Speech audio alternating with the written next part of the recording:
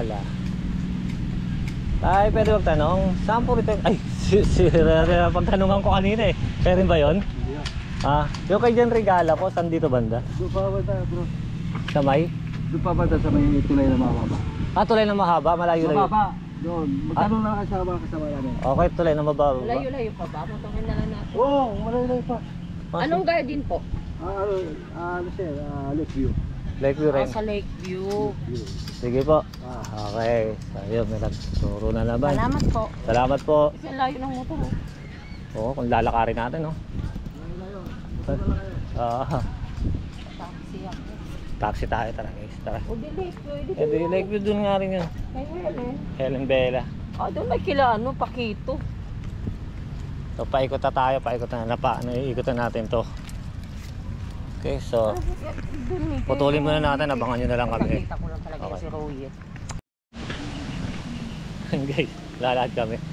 Maglalakad kayo papunta sa motor. Lakeside Loan. Lakeside Loan. So, ayun. Buti nakausap ko na pagtanungan ko eh. Sila yung kay Jan Regala. At saka kay Helen Bella, magkatabi lang raw halos. So tapos after nung kay Jan Regala, marami pa rin iba eh, no? After Sila nga, yun na lang. Sila Jam Sebastian, Chat Silayan, Royet Padilla. Royet Padilla na, yun na lang, tatlo. Pero kaya sige, hihintay na tayo ni Kuya doon para may vlog na natin siya, no? Si Idol, ang malulupet na mga kontrabidas. Lakeside Loan. Natakot ako dyan dati kay Siya yung gumanap doon sa Jan Regala. killer ng Visconde Massacre. Tsaka kay Joel Torre. Ang Visconde nakita na natin. So okay, tara. Boom. Sabi ko lang po yung motor natin. Dami ng basura. Ito, isang mabilisang lang video.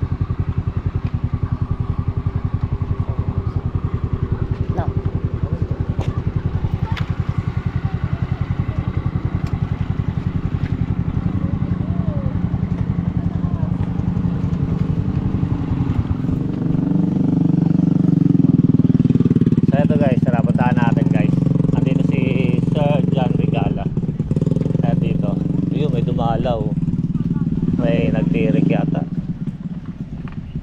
Ay wala. Eto.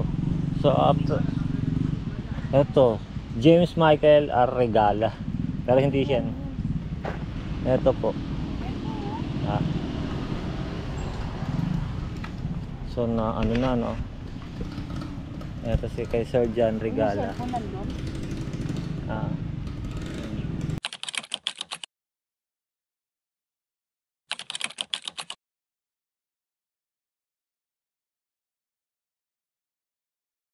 Na maghanda na kinabukasan ng mga batang yan.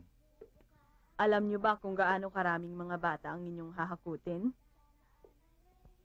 Maganda ang layunin ng taong sinasabi ninyo, pero baka hindi niya nalalaman na napakalaking halaga ang kakailanganin sa kanyang programa. Sino bang politiko yon? Hindi po politiko si Don Oscar. Isa lang po siya sa mga nagmamalasakit sa mga batang lansangan. Isang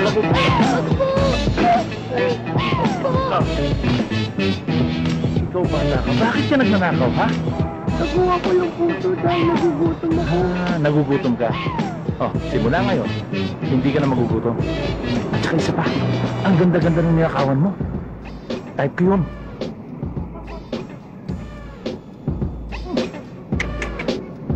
Halika na nga. Alice?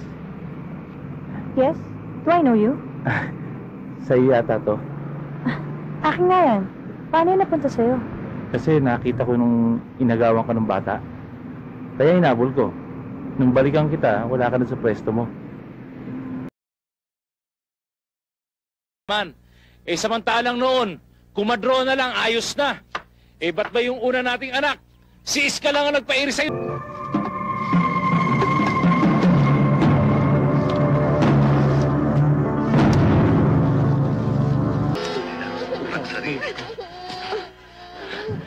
Kahit pa nga, hindi na matuwid ang loob ko ang ginagawa ko ganito.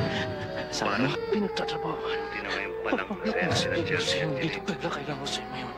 Hinalik mo ako ng marami sa kanila bago sila matulog nila ko. Alam mo, inaamoy kong pangangit ako.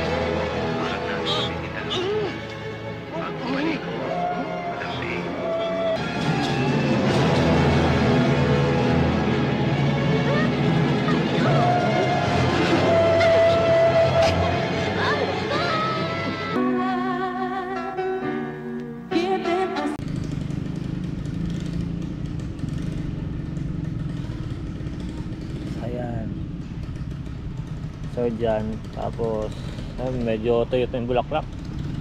Dito naman, eto lang, simula lang dyan kay Surgeon. Andito yung kay Orlando Oli Punsalan.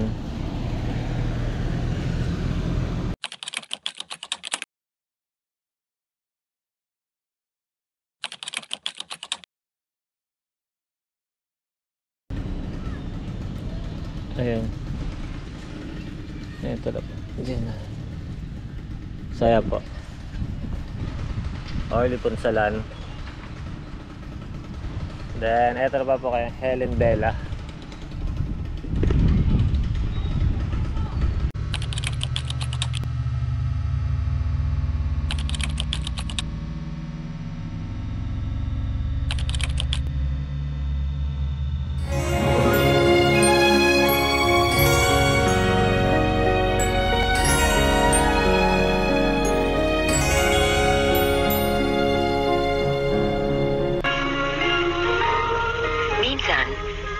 alin pa ang totoo, kung ano pa ang tunay na nangyari, siyang mahirap paniwalaan.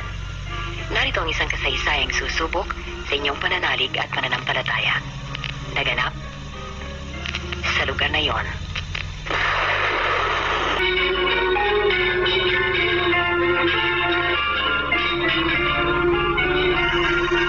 Naniniwala ba kayo sa sinasabing love rules without a sword and love binds without a cord? Isang classic example ng ganitong pag-ibig ang pambihirang love story ni Ruel at Arlene. Walang kupas, walang wakas.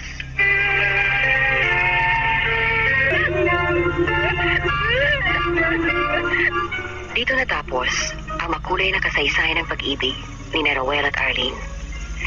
Sabi, the greatest gift of the heart is bought with the greatest pain in...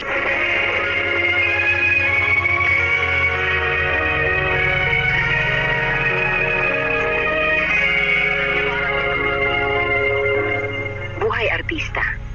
Gaya ng logo ng show business, ang kalahati ng mukha'y nakatawa, ang kalahati na may lumuluha. Ngayon nasa itaas, bukas makalaway lubog na. Narito ang isang katotohanan sa likod ng matutunog na halakak sa buhay ng isang artista. Yan po kay Helen Bella at sa Virginia P. Bella 1995. So mas matanda to yung isa. So yun guys, isang ano lang, then diretso na kami, uwi na kami. Dinaanan lang natin yung kay Surgeon. So may dumalaw naman, tuyot na yung ano, yung bulaklak. Tapos ito nga pala yung sitwasyon ngayon sa Manila Memorial Park. Yan, isang dami no, mabasura. Yan. Okay, salamat po sa panonood at nakita na natin Surgeon, yung malupit na kontrabida. Pero hindi naman natin talaga alam kung ano yung totoong kwento niya sa buhay. Siyempre may personal na kwento ng buhay yan. Hindi naman lahat yan binobroadcast eh. May personal na buhay yan. Kung bakit siya naghirap, bakit siya naging ganun, bakit siya napabayaan daw. Kaya hindi na dati alaman ng ano nun, kwento nun. May sarili silang buhay doon, personal na nila yun, private na nilang buhay yun. Basta kung ano lang yung nalalaman natin, yun, pakinggan lang natin yun. Huwag na natin sa usawan. Ayan, salamat po at sana samahan nyo kami sa iba pa naming pupuntahan ng mga sikat na artista. Try natin kay ano.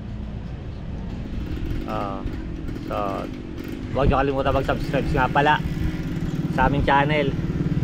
At supportahan nyo po sana yung maliit naming channel para lumaguman lang at lahat tayo happy. Okay, salamat.